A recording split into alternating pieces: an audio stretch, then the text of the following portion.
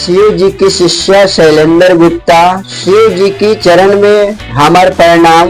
माता गौरा पार्वती के चरण में हमार प्रणाम। कार्तिक गणेश के चरण में हमार प्रणाम।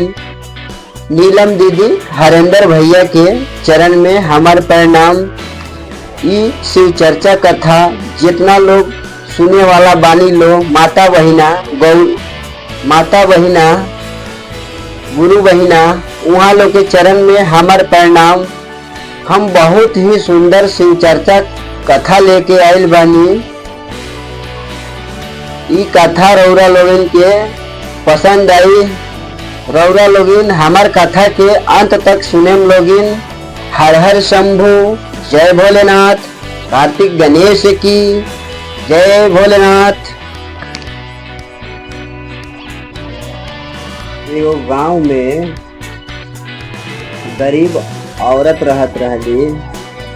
उनकर पति रहलन, पति विकलांग रहलन, और दूगो छोटी छोटी लड़का रहे लोग। अब पति विकलांग रहलन, कहीं काम उम करे जात ना। तो इनकर वो औरत रहली, वो बहुत दुख में रहस, कहस कि हमनी के जिंदगी ठेंगा कटी। और दुख में रहला के कारण वो कहे लगली काहे ना कोनो केहू के घर में जाके चौका बर्तन कैल जाओ। चौका बर्तन कैला के बाद जो कुछ भी मिली वही से हम 2 वक्त के रोटी के व्यवस्था कैल जाई।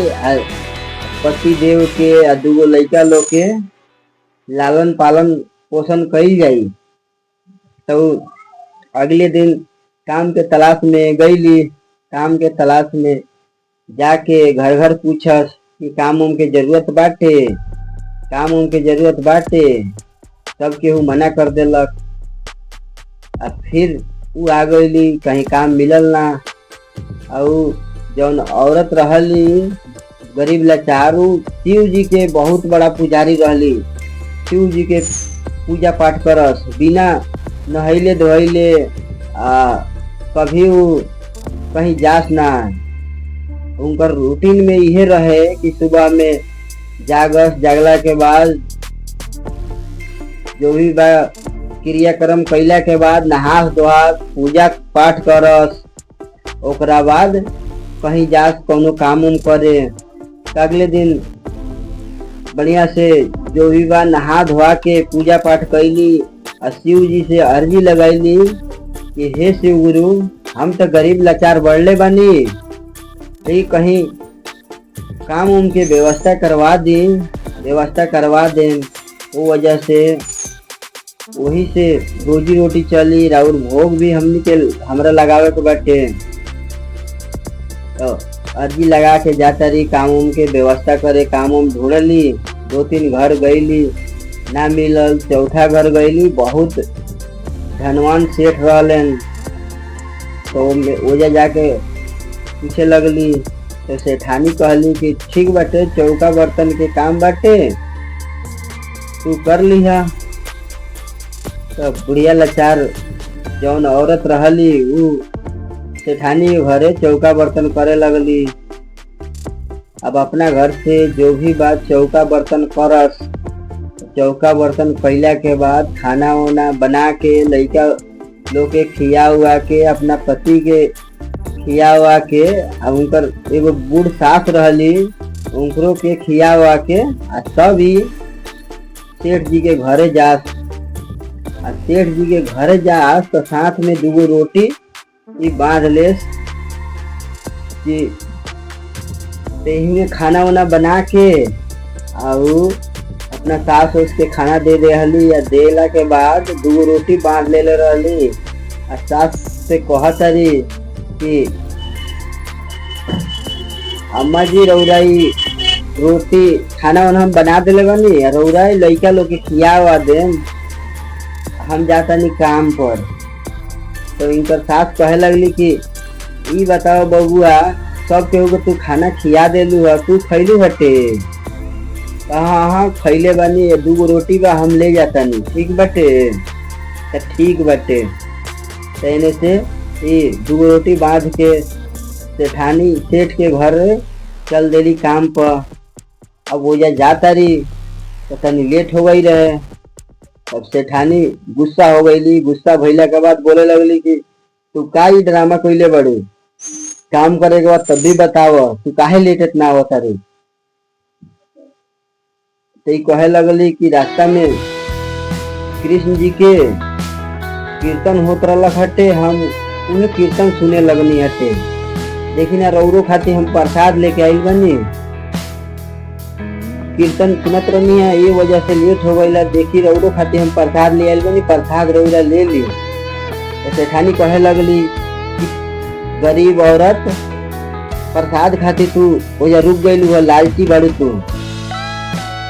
तो ना ना, हम भजन कीर्तन सुने लगनी है, ये वजह से लेट हो गई। प्रसाद रौरा ले ली। प्रसाद हम ना ले, प्रसाद कहीं के हम प्रसाद ना लेवे नहीं। एक तो तू गरीब दुखिया बाड़ू, गरीब के हाथ के तो और ही हम प्रसाद के ना ले। हम प्रसाद के ही अपमान कर देली।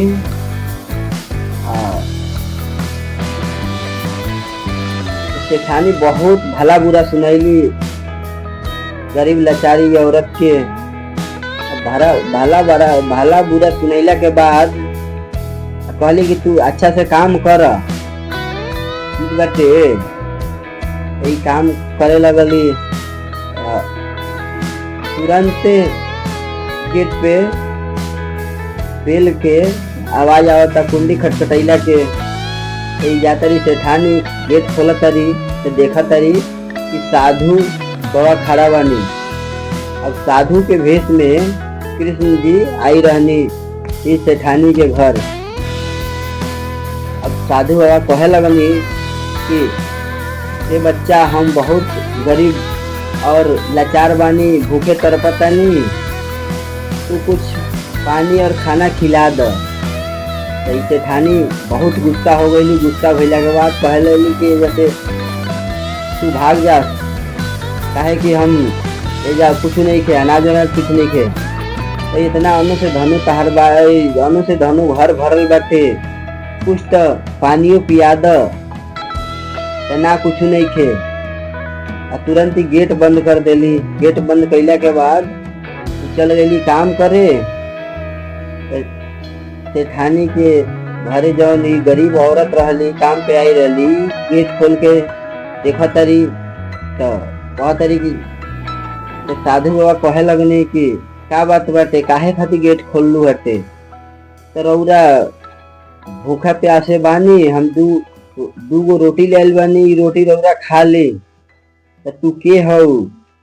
तो हम यही गांव के बगल में वो गांव बाटे, हम गरीब दुखिया हई। ये सेठानी के घरे हम नौकरानी के काम करेनी, नौकर हई। तो ई बताओ, दू गो रोटी हमरा के तू खिया देबू तो तू का खइबू? तो कौनो बात नहीं कि हम हमार घर यही जगह बाटे पासे में, हम जाके घरे खा लेम। तो ऊ खियाइली साधु बाबा के, दू गो रोटी आ पानी पियाइली। अब साधु बाबा खाना खा के पानी पियला के बाद आशीर्वाद देतानी, कहतानी कि तू धन्य बाड़ू, तू दिल से, शरीर से, दिल से गरीब बाड़ू, लेकिन तहार दिल बहुत बड़ा बाटे। तू हमरा के दू गो रोटी खिया के हमार आत्मा के शांति कैलू हटे। ल तू फिर मोटरी बाटे, इनमें चावल बाटे, चावल तू ले जा अपना घरे रख ली है। आई चावल के मोटरी तार घर में मंदिर होई, वो मंदिर में तू रख दी है। अब ये मोटरी कब खोली है तेरा पता बाटे? कब खोली है? कृष्ण जी के जन्माष्टमी आई तब तू ये मोटरी के खोली है। सही काम हम निपटा के शाम के चल देली घरे। तो मोटरी भी लेके आवत रही। अब मंदिर में मोटरी के रख देली। अपने सासू माँ से ये सब बात बतैली। तो सासू माँ भी कहली कि ठीक बाटे, कौनो बात नहीं है, तू ले जाके मंदिर में ही रख द मोटरी के रख देली। फिर अगला दिन सेठ जी के घरे गईली। काम उम करे खातिर, काम उम करस फिर वापस आवस। ऐसे ही कुछ दिन बीतल तो एक दो दिन रह गई रहे जन्माष्टमी। तो सेठ सेठाइन भी घर के सफाई फाई कैलक लो। मंदिर के सफाई कैला के बाद मंदिर में एगो कृष्ण जी के मूर्ति रहे सोना के, और चुनरी वगैरह भी रहे। तो देखा था लोग कि ना कृष्ण जी के मूर्ति बाटे ना सोना के, जौन कृष्ण जी के सोना के मूर्ति रहे वो मूर्ति नहीं थे ना चुनरी बाटे। तो शक करे लागल लोग कि हो ना हो ये हमनी के घरे नौकरानी आवत तारी इहे चोरी कैले बड़ी। सेठाइन भी कहे लगली कि हो ना हो इहे कैले बड़ी चोरी। और सेठ भी शका कर लगन कि नौकर तो नौकरे होला, नौकर के कबो विश्वास ना कइल जाला। तो अगला दिन जाता रही सेठाइन के घरे नौकरी करे काम पर। तो गेटे पर घेर लेली, कहे लगली हाँ अपन तू औकात देखा देलू, मंदिर के मूर्ति चुरा ले गई बड़े तू। अब मंदिर के मूर्ति चुरा ले गई बड़े तू वापस कर, नहीं तो 100 नंबर पे फोन करके या पुलिस के बुला के तरह के पुलिस से पकड़वा ले दे हम। तो कहे लगली कि हम काहे के राउर मूर्ति चुराई, हम मूर्ति नहीं चुराइले, हम बेशक गरीब बानी लेकिन हम चोरी काहे के करे, वो कृष्ण जी के मूर्ति के चोरी काहे कइल जाई। ना ना तुम्हें चोरी कैले बाड़ू।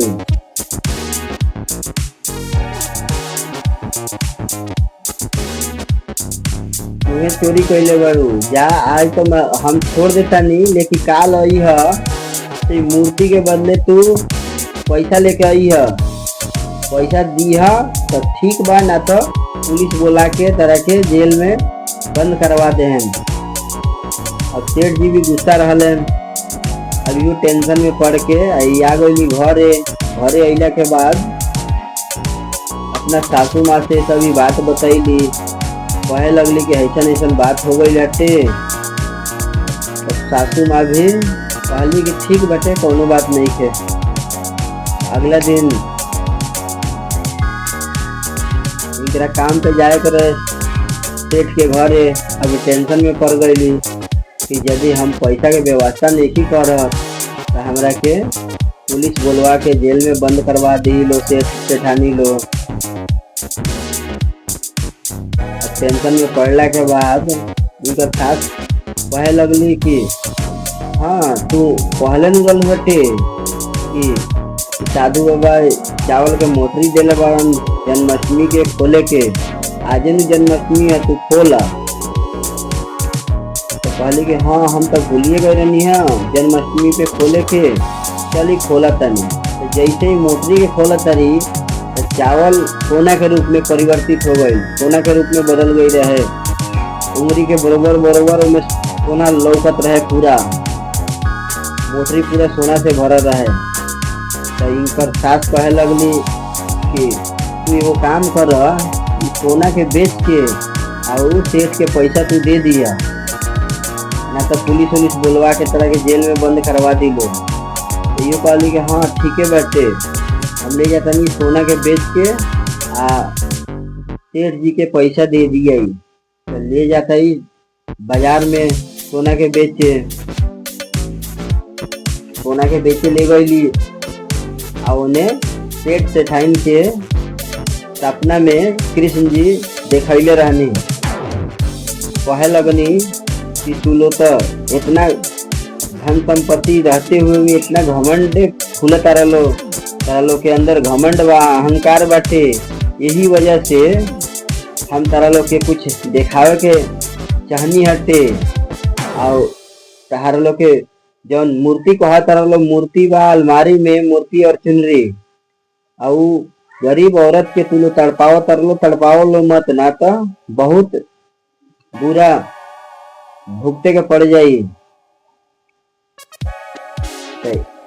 अगले दिन ही अब वो गरीब औरत के ढूंढे लागल लो, ढूंढते ढांढते गईल लो, घर के रास्ता जाता लो गरीब औरत के, तो रास्ते में वो मिल गईली।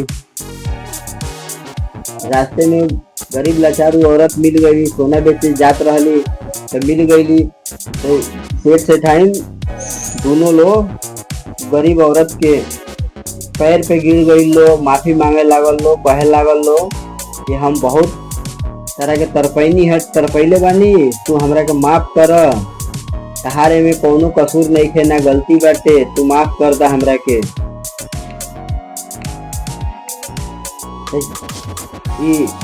कहली कोनो बात नहीं है, गरीब आदमी के पास हिम्मत रहेला, कहली कोनो बात नहीं खे, अपना गलती के तो कम से कम रौरा लो समझनी लो तो कोनो दिक्कत नहीं खे। तो फिर सेठ सेठाइन लो आ गई लो घरे, आई अपना घरे चल गईली। तो घरे जैसे जाता रही तो देखा तारी कि झोपड़ी से महल बन गई बा, बिल्कुल अनु से धनो भर गई बाटे।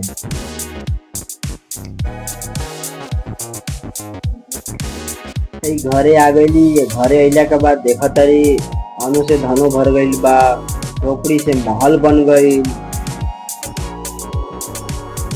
ओकरी बाद एने से सेठ सेठानी जाता लो तो बिल्कुल पिला गई लो, रोटी रोटी खाए खातिर तरसे लागल लो। तो यही से कहल जाला केहू के बिना गलती के ना तरपावल जाला, तरपावला से तब भगवान देखेलन, भगवान वो कर्म के हिसाब एक दिन ना एक दिन लेवे करेलन। तो यही से कहल जाला कि भक्त के भक्ति कइल जाला तो भगवान जरूर अपना भक्त के लाज रखे खातिर अइबे करेलन। हम ई कहानी के ही जा अंत करे जातानी। रउरा लोगन के ई कहानी अच्छा लागल होखी तो लाइक करेम, शेयर करेम और चैनल के सब्सक्राइब करेम और कमेंट में हर हर महादेव जरूर से जरूर लिखें। जय भोलेनाथ, कार्तिक गणेश की जय हो। जय जय भोलेनाथ।